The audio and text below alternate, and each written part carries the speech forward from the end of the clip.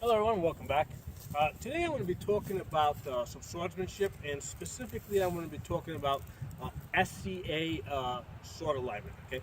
Now, for those of you that are not aware, one of the organizations that I fight with and I practice swordsmanship is the SCA, the Society for Creative Enactment, and I've also, participated in HEMA, in the past, historical European martial arts. And having been on both sides of the fence, one of the criticisms that I heard when I was in HEMA was that because we're using round swords, we're not using an edge alignment. Okay. Now these swords that we use, right? They end up looking like this, but they start off like this, right? Basically, this is a piece of rattan, which is very solid wood, and it's basically the same thing that they make furniture out of. And the question becomes, how are we able to tell, if we're hitting with the edge or not? And what I mean by that, whether you have a sword or an axe, right? Basically, when you strike, you want to be hitting with the edge, not the flat, right? This would be the flat over here. Now, the question becomes, okay, if I'm using a steel blade, how do I control it? How do I get the edge to go where I want it to go? And the reason I'm able to be aware of where my edge is because the handle, right?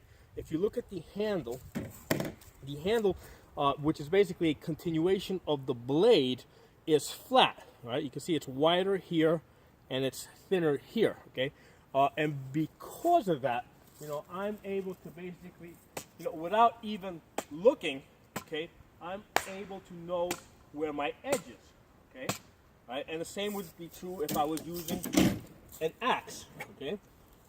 Again, with the axe, basically, if you look at, if you, the side that matches up to the head of the axe is a lot wider, whereas the side that matches up to the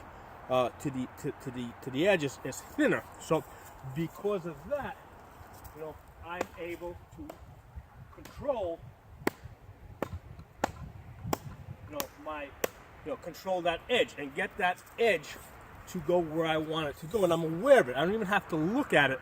I know where my edge is, and that's important because when I'm fighting, I'm not looking at my hands and the axe head, right? I'm looking at my opponent, and I'm trying to figure out what he's doing and what I need to do in response to that. So, so that's how I would be aware of where my edge is on a real weapon. Okay. So with the in the SCA we use these weapons, right? Like this axe that I have here. Okay. And again, this has an axe head on it. Okay. Now, in order for me to be aware of where my edge is, what I've done is I basically have shaved down. I use a sander to shave down the side of this pole. Okay. So basically, when I'm using this, without even looking at it, I'm able to know where my edge is. Okay? So that is how I'm able to control that, because basically the part that I'm holding onto, it basically is letting my hand know. Okay, and if you look at the single-handed sword, okay, this is the single-handed sword that I'll typically use. The basket here basically protects my hand. It also functions as a counterweight. That's what allows me to rotate the sword from one side to the other efficiently, because it brings down the balance point down to about there, just like it would be on a real sword. Okay, and if you look at it, basically I have shaved that down so that resembles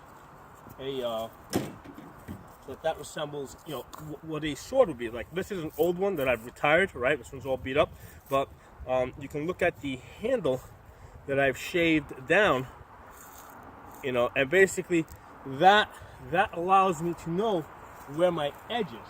Okay, so without even looking, okay, I'm able to control that. So that's how we're aware of where our edge is. Now, one of the things that, aside from we want to hit with the edge, because it's more historically accurate, basically by hitting with the edge, these shots are also more powerful, and it hurts me less, in the sense that, I don't, basically when I strike, okay, I want to line up what I'm hitting with my arm. If so if I'm striking like this, I want my hand to be pushing in that direction. If I hit flat, right, like right now I'm going flat, that's extremely uncomfortable. Okay, so the nature of what we're doing, where we're striking, I want to basically use my edge because it's more efficient, it delivers more power, and it's less painful to my wrist. Okay, and basically simply by transferring to a bladed sword like this, same deal we'll see. Now this is a blunt sword, okay, and on this piece of wood that I'm using here, one of the things to be aware that even with a steel blade like this, a lot of times when we strike, right, there's a lot of strikes. Like for example, if I'm coming around like this, okay, that's coming almost like a windshield wiper, right? And as you can see, basically, even though it didn't come in at a perfect 90 degrees. I mean, it's still taking off, pieces of wood. Okay, so you see how that's biting into the wood. And what we see in the German system, there's one strike in particularly called the Krumtapf, where basically they're pretty much doing exactly that. They're making a rotational cut where they're striking down even to the hands or to the blade.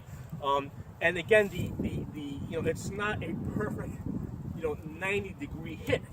If the blade is a little bit off to the side, it'll still be effective. As long as that's the direction that you're pushing, that you're driving the force into. Okay. Likewise with my greatsword, I've done the same thing. I've shaved down the edges here, so that gives me a good sense of where